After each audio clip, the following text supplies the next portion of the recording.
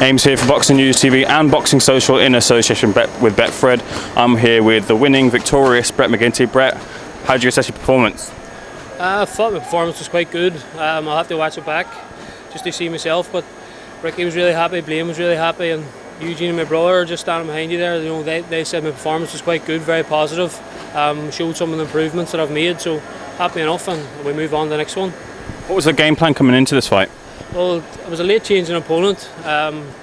He was obviously a middleweight, so he probably came in a wee bit heavier. I mean, not much now to be fair, but we knew he was very slippy.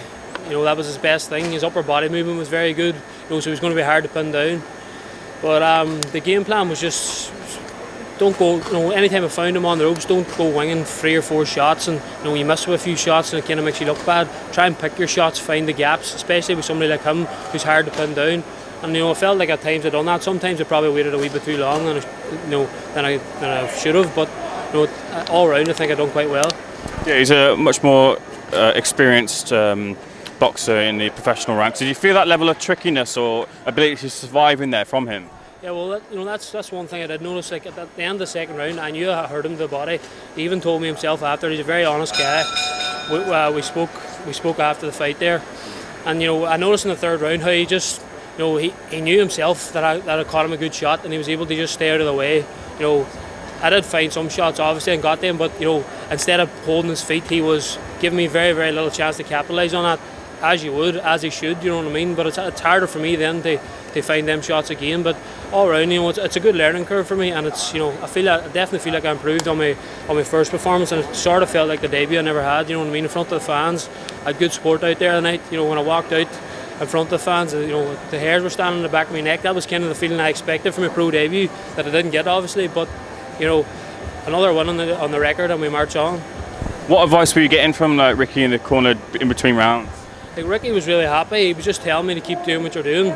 But then, you know, after the second round, we probably realised that, you know, although I caught him a good shot, that, you know, he wasn't going to be shifted very easily, especially over 4 rounds. You know, there was a strong chance he was going to get through it. So Ricky was telling me stuff like, you know, they work on. You know, a few times you might have seen me pulling down the gloves. You know, he was just standing with a tight guard on the ropes, and I was pulling down the gloves. You know, to find that gap myself, and then, you know, catching him a good shot. I was also trying to change the angle as well, instead of just standing in front of him and winging shots.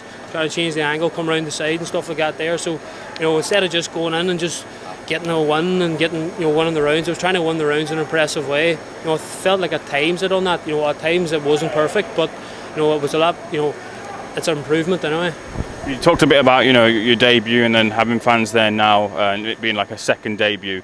But talk to me about, was it there a little bit of a less pressure? You know, you have a debut, sometimes boxers can be a bit overawed by the occasion. Was this a lot more of a relaxed feeling for yourself? Absolutely. The one thing that got me about the debut was, you know, people talked a lot about the opponent and the change of opponent and how he was a good fighter, which he was. But the big pressure side for me was I had just signed with Hennessy Sports and with McKenzie that week. So I signed on the Tuesday and I was fighting on the Friday. So all the local media back home was, you know, had this big announcement, you know, that Brett McGinty had signed, and it was absolutely a big deal for me. But you know, I also had a fight to concentrate on. So, you know, I'd signed on the Tuesday, and I was getting all these, you know, write-ups and papers and on radios and stuff like that there, which was brilliant. But at the end of the day, I had to try and take myself away from that and concentrate on the fight come the Friday. So there was a lot of pressure that way. Whereas I didn't have that this time. You know, I did have, you know, that bit of crowd coming over to watch me, and you're trying to impress them in front of, you know, the locals that are here. But definitely, it was a more relaxed, you know, it was a more relaxed occasion for me, and it was a, you know, I felt like, you know, I could work on things, and I felt more relaxed and I felt more comfortable. So all around, definitely a better experience. Do you feel better at middleweight, and do you expect to see you continuing at this weight? No, I won't be a middleweight. I'll be light middleweight. So this was a change in opponent tonight.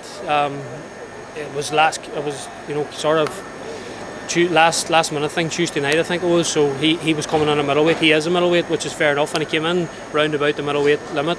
And I put on a couple of pounds just to, you know, to make sure I could get the fight. But you know, that happens in boxing. It's nothing new. But I'll be campaigning at light middle. That's my weight. That's where I'm comfortable, and you know, that's where you'll see me in the future. You had a chance to speak to Mick just yet? Mick just caught him quickly at the end of the fight. He seems really happy. You know, he seems really happy with my performance. Told me that I'll be out again hopefully on the 17th of July, all being well. So I'll keep the momentum going now and try and pick up a few good wins and try and build my record and build my name, and hopefully open a few eyes in the process. Message to your fans who were here and saw the fight, and your social medias as well, please. What's that, sorry? Message to your fans who are here watching you tonight and will watch the fight, and also your social media presences. Thanks to every one of them. Everybody that's here, it's one thing paying for a ticket to come and watch somebody, but these people have had to pay for flights and accommodation to come and watch me, of their hard-earned money. So, I can only be grateful for that. To all the people who support me on social media and send me messages, I appreciate it all. Hopefully someday in the future, once things progress, I can get back home and have a fight in front of them. If I keep up my end of the deal, Mick says that's the plan for me and Stevie McKenna going forward. So, all being well, I'll keep up my end of the bargain, and hopefully we'll get back home in the not too distant future. All the best, Brett. Thank you for speaking to Boxing News here and Boxing Social.